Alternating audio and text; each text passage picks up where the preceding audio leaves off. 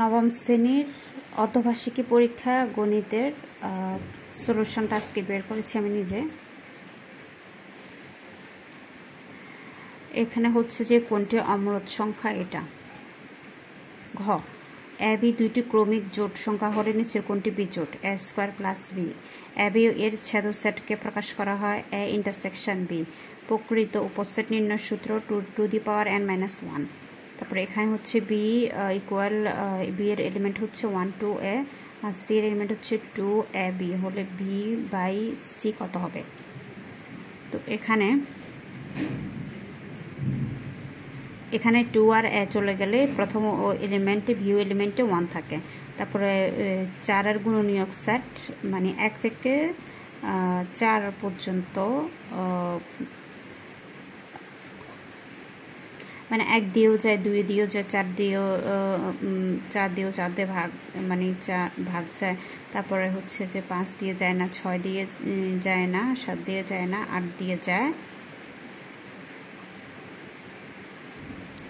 এরকম। তারপরে সেখানে একটা সেট দিয়েছে, তো সেটকে হচ্ছে এটা হচ্ছে এক্স এর মান 6 থেকে বড় এবং 30 থেকে ছোট, এরকম।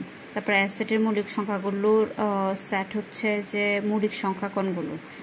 7 11 13, মানে যেগুলোকে ওই সংখ্যা বা এক ছাড়া অন্য কোনো সংখ্যা দ্বারা ভাগ করা যায় না, সেটাই। আর এটাকে করলে তো এটাই হবে। আর এ ও বি দুইটি রাশি হলে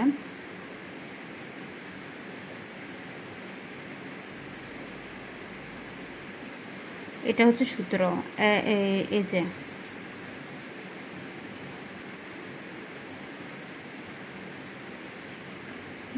এখানে কি টাইপিং ভুল লিখেছে? এ প্লাস বি হোল স্কোয়ারের অনুসিদ্ধান্ত হচ্ছে এ মাইনাস বি হোল স্কোয়ার প্লাসে, তো আর এ মাইনাস বি হোল স্কোয়ারে হচ্ছে এটা তো হবে না।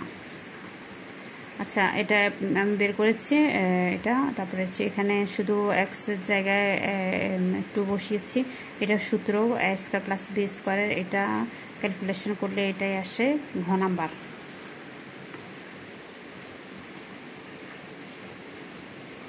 তারপর হচ্ছে যে এখানে এক্সের মান যখন 0 হবে তখন এটাই হবে লসাগু। আর এটা হচ্ছে যে এ ও সি এটা হচ্ছে মানে স্থূলকোণ, মানে 90 ডিগ্রি থেকে বড় এবং 180 ডিগ্রি থেকে ছোট কোণকে স্থূলকোণ বলে, এরকমই। আর সূক্ষ্মকোণ হচ্ছে যে 90 ডিগ্রি থেকে ছোট, আর সরল কোণ 180, মানে এরকম টাইপের। আর হচ্ছে যে প্রবৃদ্ধ কোণ 253,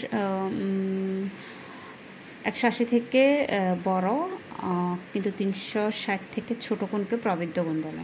তো ত্রিভুজের 3 কোণের সমষ্টি হচ্ছে 2 সমকোণ। এভাবে 90 45 45 2 সমকোণ। তা বহিস্থ কোণ অন্তস্থ বিপরীত কোণ দ্বয়ের সমষ্টির সমান। তারপর হচ্ছে যে কোনো দুই বাহুর অন্তর তৃতীয় বাহু অপেক্ষা ক্ষুদ্রতর। সমষ্টি দুই বাহুর সমষ্টি তৃতীয় বাহু অপেক্ষা বৃহত্তর। আর অন্তর হচ্ছে তো রম্বসের ক্ষেত্রে 4টি বাহু পরস্পর সমান, বিপরীত কোণ সমান, কর্ণদ্বয় পরস্পরকে সমকোণে সমদ্বিখণ্ডিত করে। এখানে 3টা অপশন। আর সাইনের ক্ষেত্রে লম্ব বাই অত্রিভুজ, সাইনের অপশন হচ্ছে 1/cos θ √1 - cos স্কয়ার θ। সমকোণী ত্রিভুজের বৃহত্তম ও সমকোণের বিপরীত বাহুর নাম হচ্ছে অত্রিভুজ, ঠিক আছে? এটা একটা সমকোণী ত্রিভুজ। তারপরে এই সমকোণের বৃহত্তম বাহু এবং সমকোণের বিপরীত বাহু, এটা হচ্ছে অত্রিভুজ। তো তারপর হচ্ছে যে এটা আমরা করলে এটা আমরা 30 ডিগ্রি পাই, 20 ডিগ্রি পাই। তারপর হচ্ছে এখানে এটা ওগুলো আমি করেছিলাম। এখানে cos θ, cos এ হচ্ছে লম্ব বাই cos হচ্ছে ভূমি বাই অত্রিভুজ, তাহলে কোণের বিপরীত বাহুকে লম্ব বলে, তাহলে ভূমি হচ্ছে 1, অত্রিভুজ হচ্ছে 2। আর সাইন সি এর হচ্ছে লম্ব বাই অত্রিভুজ, কোণের বিপরীত বাহুকে লম্ব বলে, তাহলে লম্ব বাই অত্রিভুজ, তাহলে দুটোটা সমান হাফ। আর এখানে হচ্ছে যে cos এ হাফ, sec এ হচ্ছে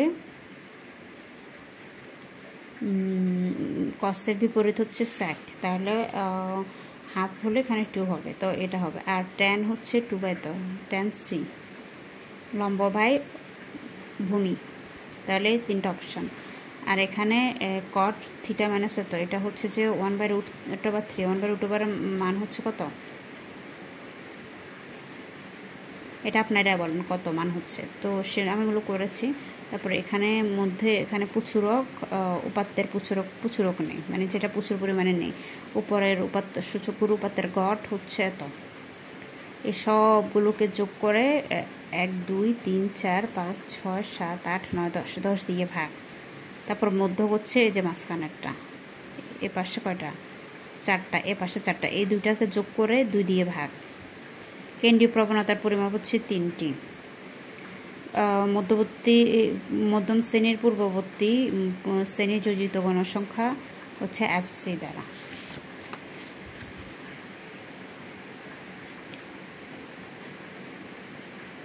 আর এখানে দেখেছেন সংক্ষিপ্ত প্রশ্ন কি এসেছে, এতকে আবৃত দশমিক ভগ্নাংশে পরিণত করো।